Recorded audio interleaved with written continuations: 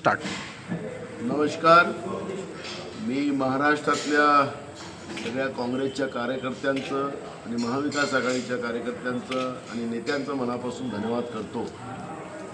जो काही आता एक्झिट पोल यायला आपल्याला सुरुवात झालेली आहे, त्या पोलमध्ये जवळपास 170च्या वर आपण जागा जिंकतो आहे.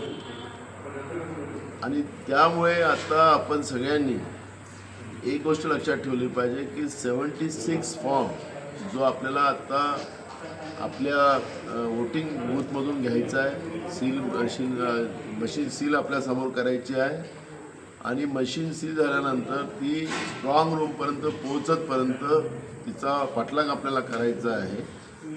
आणि ते झाल्यानंतर आपल्याला आपण आपल्या मशीन जिथपर्यंत सेफ साईडला जात नाही तिथपर्यंत त्याच्याबरोबर